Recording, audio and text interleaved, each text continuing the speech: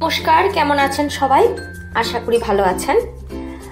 আমি ভালোও আছি, আবার একটু মনটাও খারাপ, কারণ মেয়েটার শরীরটা ভালো নেই। দুদিন ধরে একটু বেশি দই তুলছে, বমি করছে, এরকম হচ্ছে।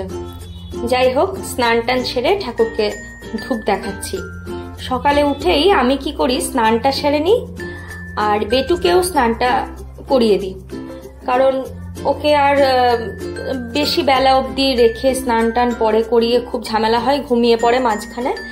ঠাকুরকে প্রণাম করছি, মনস্কামনা পূরণের জন্য ঠাকুরের কাছে প্রার্থনা করছি। ভালো করে ধূপ টুপ দেখিয়ে চলে এসেছি আমার ছোট্টটির কাছে।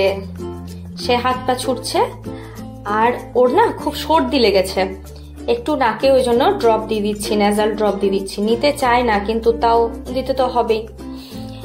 সাথে কাজও করছি কিছু। ওকে স্নান করানো হয়ে গেছে, আমার স্নান হয়ে গেছে, দুটো বড় কাজ শেষ।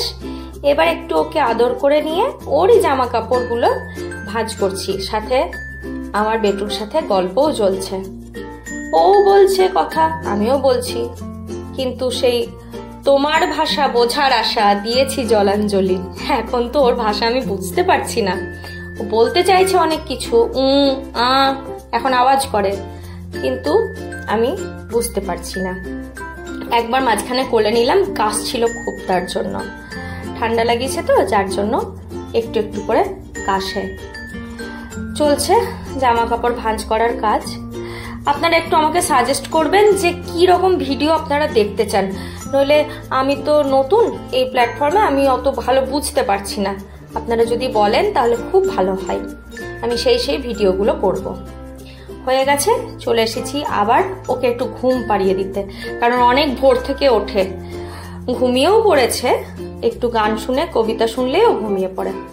তারপরে রান্নাঘরে এসে দেখলাম মা পাবদা মাছ ভাজছে, আমার খুব প্রিয় পাবদা, ইলিশ, চিংড়ি।